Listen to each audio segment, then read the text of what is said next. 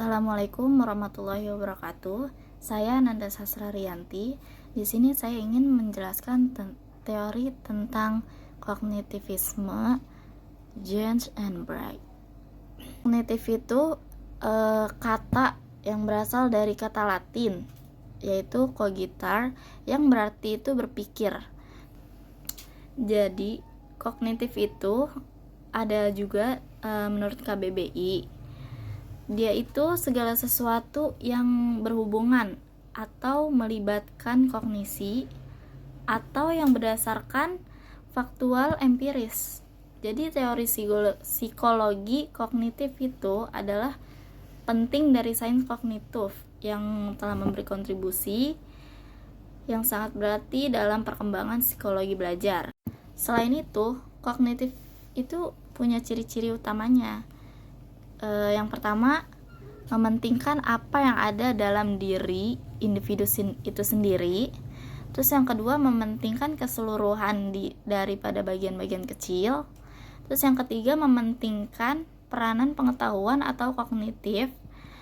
Terus yang keempat, mementingkan keadaan waktu sekarang.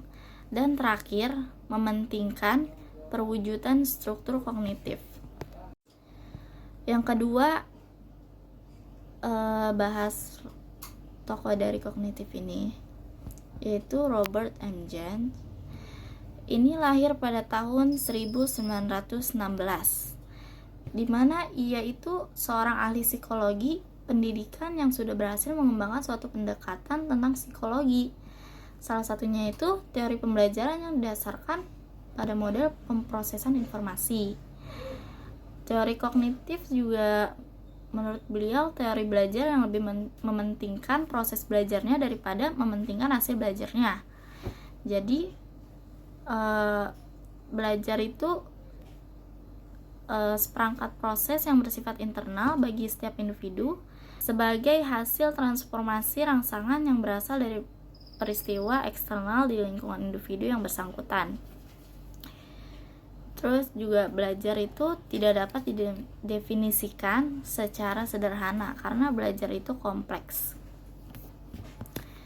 Terus selanjutnya yaitu ada Bright. Dia itu rekan kerja James dalam mengembangkan teori desain sistem instruksional. Salah satu kontribusinya itu dalam pengembangan model pembelajaran yang dikenal sebagai Bright Model of Instructional Design. Desain pembelajaran Bright itu pendekatan sistematis yang digunakan dalam program pendidikan dan pelatihan untuk meningkatkan hasil pembelajaran. Terus model Bright itu menekankan pentingnya menyelaraskan tujuan pembelajaran dengan peristiwa dan strategi pembelajaran. Ini memberikan kerangka struktur untuk terciptakan program pendidikan dan pelatihan yang efektif. Mereka menunjukkan bahwa semua komponen pelajaran atau periode instruksi itu dapat dianalisis dan dirancang sebagai suatu rencana pengajaran. Teori ini menggabungkan faktor internal seperti kayak kecerdasan dan motivasi. Terus faktor eksternal itu seperti guru dan kurikulum untuk mencapai hasil belajar yang melibatkan pengetahuan, keterampilan, dan sikap. Terus selanjutnya itu ada komponen belajar. Komponen belajar itu di sini ada 3 menurut Robert, yaitu yang ada kondisi eksternal, kondisi internal, dan juga hasil belajar. Yang pertama, kondisi internal merupakan kondisi yang ada di dalam diri individu yang dibutuhkan untuk mencapai hasil belajar dan juga proses kognitif yang terjadi di dalam diri seseorang. Terus yang kedua itu ada eksternal, rangsangan yang berasal dari luar lingkungan yang mempengaruhi seseorang dalam memproses pembelajaran yang meliputi berbagai hal. Misalnya motivasi, perhatian, dan juga ingatan dari kemampuan yang dipelajari sebelumnya yang relevan dengan peristiwa belajar pada saat itu. Terus yang terakhir itu hasil belajar, yaitu suatu kemampuan internal yang sudah menjadi milik pribadi seseorang dan dicerminkan dalam wujud perbuatan tertentu untuk setiap jenis belajar. Dan terakhir itu ada kelebihan dan kelemahan teori kognitif. Yang pertama itu ada kelebihan kognitifnya, yaitu menjadikan siswa lebih kreatif dan mandiri, terus membantu siswa memahami bahan belajar secara lebih mudah. Terus yang terakhir itu menggunakan akal dan nalar. Terus ada kekurangannya juga, yaitu teori tidak menyeluruh untuk semua tingkat pendidikan. Terus yang kedua, sulit dipraktikkan khususnya di tingkat lanjut.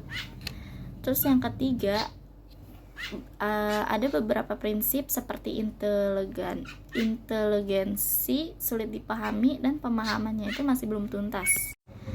Jadi teori kognitif ini memiliki kelebihan dalam mengembangkan pemahaman siswa dan kemandirian mereka, tapi juga memiliki keterbatasan dalam menjelaskan pengaruh lingkungan dan keseluruhan penerapannya di berbagai tingkat pendidikan.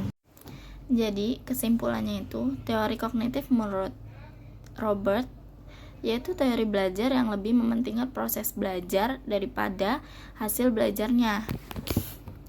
Terus kalau menurut Bright itu dia lebih menekankan pentingnya menyelaraskan tujuan pembelajaran dengan peristiwa dan strategi pembelajaran. Terus juga ada 3 komponen belajar menurut Robert itu yang tadi dijelaskan, yaitu ada kondisi eksternal, internal, dan juga hasil belajar. Mungkin cukup sekian penjelasan dari saya, kurang lebihnya mohon maaf. Wassalamualaikum warahmatullahi wabarakatuh.